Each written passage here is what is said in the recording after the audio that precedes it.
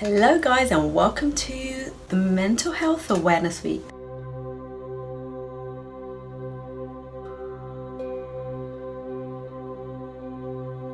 This week I want to talk about how my journey from having a postnatal depression after having my second child and how I overcame that. Rewind back to 2009 and I gave birth to my second son, who now is 10 years old.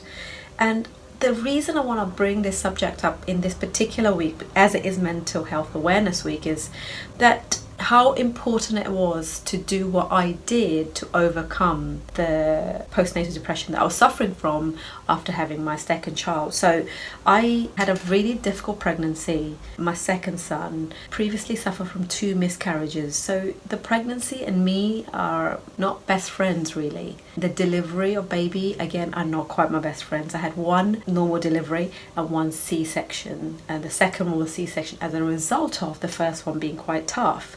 Now, I don't know why that is. I don't know why I suffered so heavily from delivering the child to having the baby in the actual pregnancy itself. It wasn't the sickness, it wasn't any of those. It was just some physical problems I actually had, especially with my second son. And what I'm so shocked about is how I felt after having given birth to my second son. And I'm not too sure whether it was a chemical imbalance, which is what causes depression, or was it because I was so exhausted and my body had taken so much that I wasn't able to take any more on. I'm not sure which one it is, and I'm never going to know that. However, when I went to the doctors after my baby was just 6 to 8 weeks old to tell them why I was suffering from what I was suffering from, and then being diagnosed, you fill out a questionnaire with NHS. That questionnaire you fill out, it then gives you an indication of where you're at. So I scored quite high in terms of how I was feeling. I wasn't feeling great, so I scored quite high, which meant that a prescription of citalopram was very quickly given to me for me to get on with it. I had a 4-year-old child, I had a 6-week-old baby, and I wasn't feeling too good. So what else could have I done rather than just very quickly taking citalopram? Because taking tablets has never been my strong point. My father has suffered from depression for most of his life, and I didn't want to go down that route. To me, I was frightened. I was scared to be addicted to this. Since I can remember, my dad has taken antidepressants forever, and he wasn't a very happy person. He wasn't very positive in life and living life to full or joyous person. He was depressed, down, angry, miserable, negative, and seeing life as half glass full constantly. So my role model for someone who is depressed and how they cope with it wasn't great. And so when I was given the antidepressants, I definitely wasn't going to take them. I wasn't too keen to have them at all. Anyway, I took them because at that stage when you're quite desperate and your whole family unit's getting affected as your behaviour is disrupting that whole family unit, and we're trying to understand what is going on, because it's not as simple as take a headache pill and it's gone. Mental health issues are very difficult to diagnose. They are not obvious. The signs are not obvious. And in this country in particular, we still don't have enough support system to recognize that as a illness. And we don't have a support system to talk about these things as well. They're very much of a taboo subject. People think depression is embarrassing. We don't talk about it. We don't tell people about it. And this is what I've made it into a mission. And you hear me bring this subject out probably repeatedly into many of my stories I've written and the blogs I've written, because I totally believe there's so many people that are now suffering from depression, whether it's postnatal after having a baby, or it's a depression that you've been suffering from as a result of something that happened in the past, or you are depressed due to whatever is going on in your life, but you are taking citalopram, continuously, and you're suffering, and you're not living life to max. So you're living life to like 70%, but you would love to live to 100%. And the tablet's just helping you. Is the tablet really doing anything? Is my question, especially if you've been on it for years. I'm not sure it is. I really am not sure it is. What I had decided to do alongside the tablet is to start going to the Thurston Lake. It was opposite my house then. any lake, any walk, but the Thurston Lake in my life has a big significance. For me, being outdoor was huge. I cannot explain how I felt when I encouraged myself to go out to the lake, which is about 2.5 kilometers, one round of this lake. I took the baby in a pushchair and I went out for a walk, and something happened the day I did that. Previous to that, I was frightened to go out. I was scared and no confidence. I didn't look right. I had big dark eyes. I thought I was just so upset and just miserable and exhausted. Hadn't had sleep. My breasts were leaking. I was breastfeeding my son. They were painful. The cesarean scar, you name it. It was like me, a proper victim. I was suffering, okay? And I took myself out, and either way, I got out there with my head down, just continued to walk in a fast pace, one around the lake. We both loved it, me and the baby. We both enjoyed it. Something happened that day. Something felt good. I had released a hormone, which is a feel-good hormone in my body, which it only comes from exercise, walks, and being out and about. And I wanted to do more of that. I wanted to have more of that feeling. Now at this stage, I was also taking the tablet and starting to walk, and I wasn't sure what was it that was making me feel better. However, whatever it was, I was going to take it and accept it and go with it, you know. When you are in that state, when you're so down, the feeling I could describe is nothing was making me happy. Nothing was making me sad. I just felt empty, hollow, no joy, no passion, no ambition. I didn't even want to get up. I didn't want to eat. I just barely managed to look after those kids, barely, while my husband worked. And tiny bit of housework perhaps, just so when he comes home that he's not disappointed in me, that look at the state of this house when you've been home all day. I didn't want to do it. I didn't have pride in my house anymore. I didn't have pride in myself anymore. I barely brushed my teeth. I barely did anything to my hair. And this went on for like 4, 5, 6, 7, 8 months. And now when I look back and I see why this happened, in the 3 months previous to me giving birth, I had an operation which was so severe while holding a baby. It was in my bottom. I had the veins that pop out when the pressure of the baby from your bottom, and they're full of blood, and when you go to the toilet you are kind of pooing blood. And I had the severe case, a case that doctors in fact told me that was so severe that they wanted to take a photo of it and use it as a research. I had to have those cut out, those veins, and cauterized because they were causing me so much blood loss. And also I couldn't go to the toilet without actually literally filling up the toilet with blood. So this was causing everything to slow down in my digestive system, my body. At no stage anyone mentioned nutrition, what I was eating. Any of those things weren't mentioned. Operation suggestions were given, medication was given, but nobody suggested that, which is what shocks me. And this is why I do what I do, because I think the first point of contact, the first thing that we want to do is to look at people's nutrition and also people's mental health before we start any other program, to be honest. Because if you are not on board mentally, and if you don't know what you're doing with your food, you can't take many steps further, to be honest, to feel better. I learned that now, obviously, after going through it myself. So going back to my walks, I started the walks, and the walks were doing two things. The first thing it did was give me that air, the clarity of mind, start thinking a bit what's going on, and oh, I like this. You know, for a very small little light at the end of the tunnel here, because I didn't enjoy anything, I didn't like anything, but I did enjoy the walk. And I grabbed hold to that walk so much that it started becoming a little obsessive. I'm not saying I was going for a walk all the time, but I was definitely going every day. And I then left the baby with dad and started going for little jogs. When you have depression, you don't have determination, you don't have anything. But that started to happen because I started to take a step outside my comfort zone. I put myself in a situation which I didn't know what result that was going to give me, but I put myself in a situation so I could go and start to make a difference, because I wasn't accepting the results I had. You see, you have two choices. You can accept that you have depression, start taking tablets, and then stay on it for the rest of your life. It has effects on your body. Someone put a really good quote on Facebook. She's a friend of mine, Wendy. When you take a medicine, you have to deal with two things. And firstly, the medicine is actually helping to get rid of the disease, but then also what you have to deal with is the medicines will also have an effect afterwards that you have to deal with. So you have to deal with the disease twice if you take medication. And I didn't want to do that. I wasn't going to do that, like I said, because of my dad, and also in my dad's side of the family, everybody seemed depressed.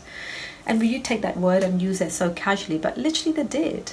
So I then started to jog in the evenings, and it was so hard. When you start jogging, you need some mental capacity and you need some physical strength.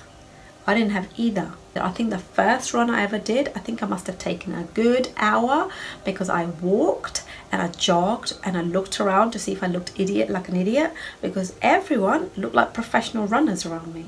And I wasn't that person. So when I started to jog, I felt good, especially when I finished the first round and it was 2.6. I felt so good that I did it, and I could not wait for the next day. And it became an obsession, like I said, and I started to run longer and harder and faster. While I'm really busy achieving something, my mind has diverted to something else. Now, I was just interested in running. My behavior at home still the same, perhaps a little more chirpier, because I was waiting for these evenings to come in so that I can hand the babies to my husband so I can go out for a run. That was my time. I wasn't anyone's mum, I wasn't anyone's wife, I wasn't anyone else but me. I found me, and me with just me and my mental state, where I was trying to combat that hard, difficult time of feeling so miserable and down. But when I ran, it gave me a sense of freedom, happiness, momentarily. The minute that run was finished, as I walked home, I felt a little dread wash over me. And not because I hated going home, not at all, but it reminded me that I need to go back and become a mum now. And my tasks start. I need to either cook the dinner or eat the dinner or clear up or put the boys to bed or whatever it was. And when you're depressed, you find those chores so difficult to do, but you do them because you're a mother and you just keep going. But you don't do them with pleasure. So I missed out on many months, in fact a couple of years, of really enjoying that baby stage of my second son especially, because I love babies and I love, the changing them, and my little nephews, I love looking after them. It's just such a joyous thing to do. It doesn't make me feel tired, I just love doing it. But I wasn't, it made me feel exhausted. I just wanted someone else to do it, but there was no someone else. It was me who had to do it. So then that run of 2.5k turned into a 5k run. And then I saw a 5k race that was being advertised on Facebook. And when you're depressed, you scroll through the Facebook in the daytime, especially when you are a new mum. There's not, once you've done your little group here, there and everywhere, you're back home, you are, you try to find comfort in lots of things that you never used to do before. But either way, I came across a 5k race for life, and I wanted to take part in that. Now this is a massive thing for me. I wasn't going to go around with other people and run with others which are much better than me. Of course they're all better than me. That's what I kept thinking. I never ran for a time. I never ran for a physique. I never ran for a competitiveness. I ran to make myself feel better, because the hormones that were released, the serotonin, is what I wanted. I wanted more of that, and that's why I ran. And then I started running the 5k, so I entered my first race and I did it. I think I must have done it in 45 minutes. And now looking back, I would do a 10k now in 45 minutes. And then from there I went on and doing 5ks then every year, looking up all the races. And now it was time to go back after a year, back to work, where I used to work in Debenhams. And I didn't realize that my running was inspiring other people, and it was giving other people an opportunity to come forward and talk about their mental health. You see, what you start something and people look at that because they want that result that you've got. And when I say result, we're not talking about any body image here now, guys, because when you're depressed, you're not looking at what your body looks like. For me, it was this needed to feel right. For me, this needed to feel right. My weight, I'm not too sure even. It was up and down. I would do a diet. I would not eat. I did not know how to put food in my body, and I didn't realize that And this is exactly what I think what happened and why I had postnatal depression.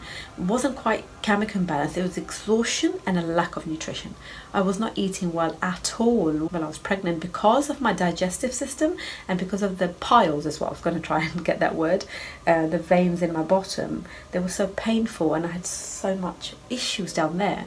I just thought if I eat less, then it probably would be better.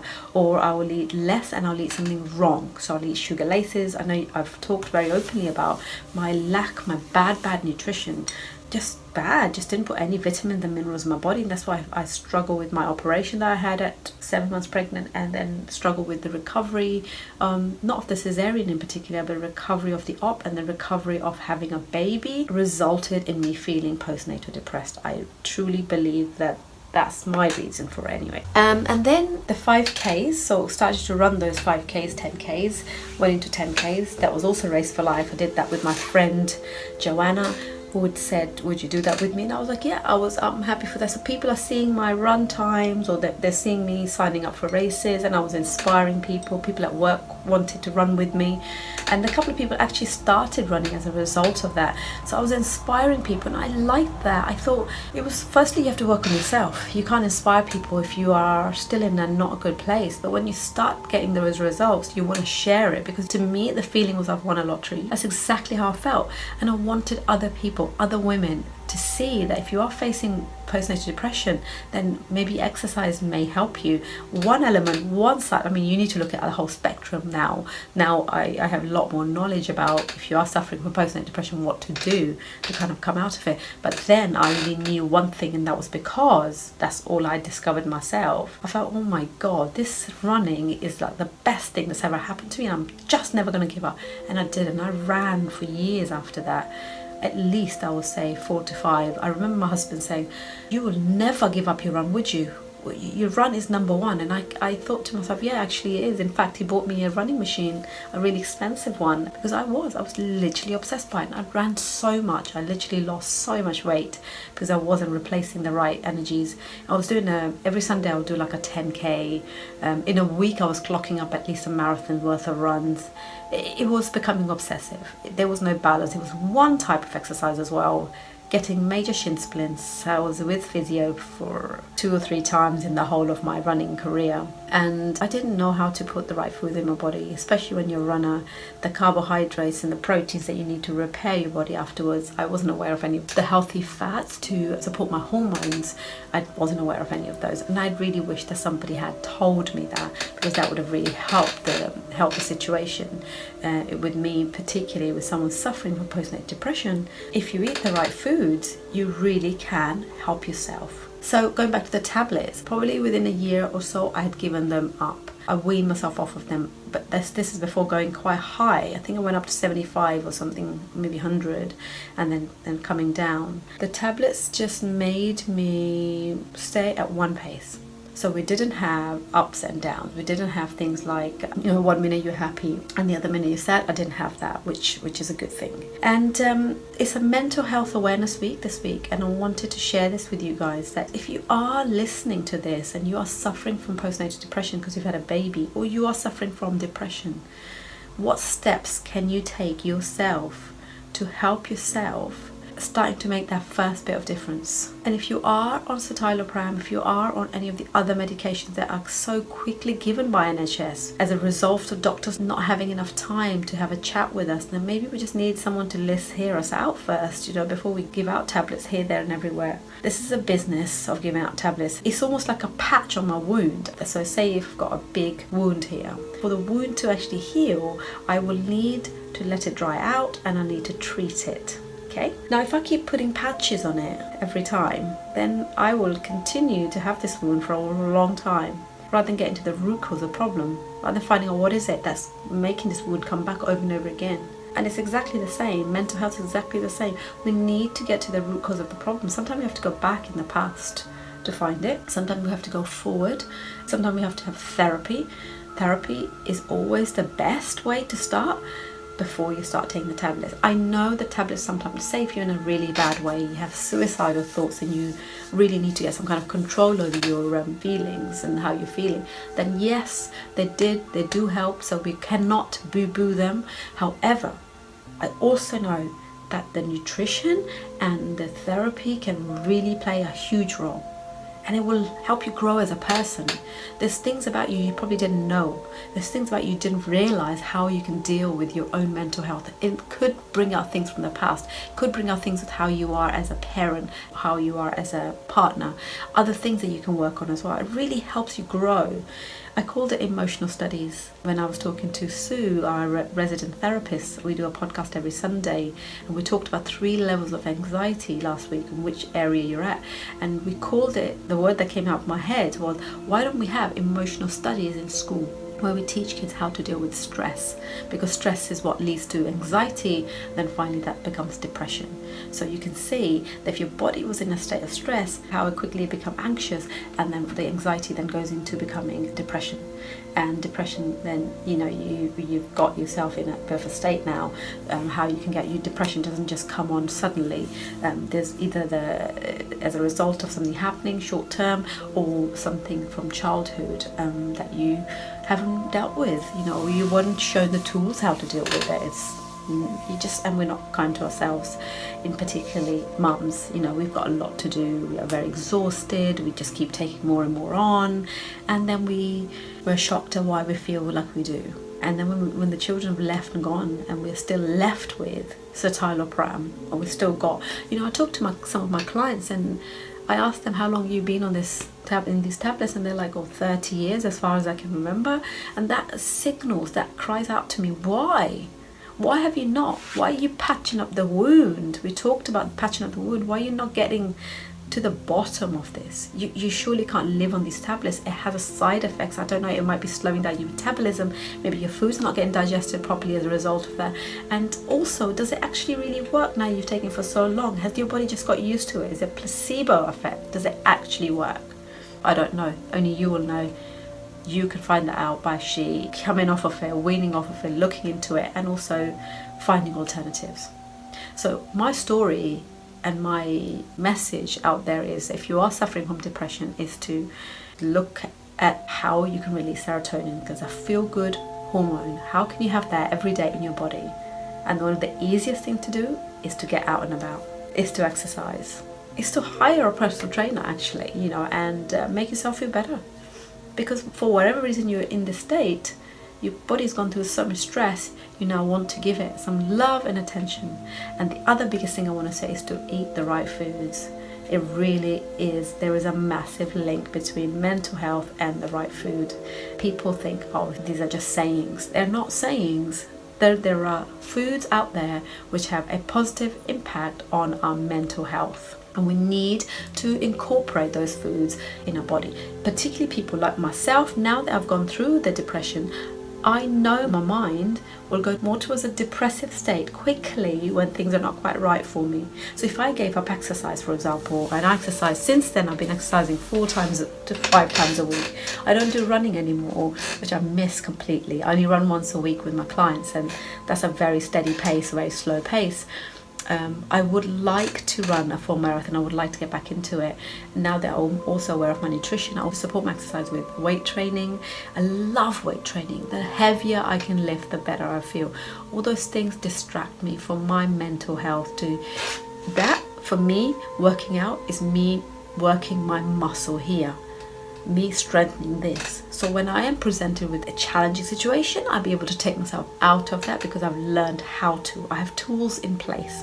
So if you are someone who's prone to depression, or will probably go towards that more because you've either suffered it, or maybe you are like that because your parents were like that, or it's in your DNA, then you need to put things in place. You need to eat well, you need to exercise regularly.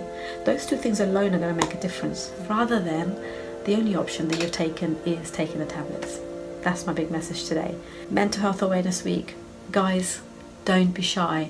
Get out there and exercise and nourish your body from inside. Forget the weights and forget what the scales say.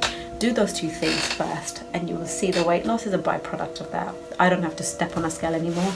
I fluctuate between 51 to 53 kilos. And I'm happy with that.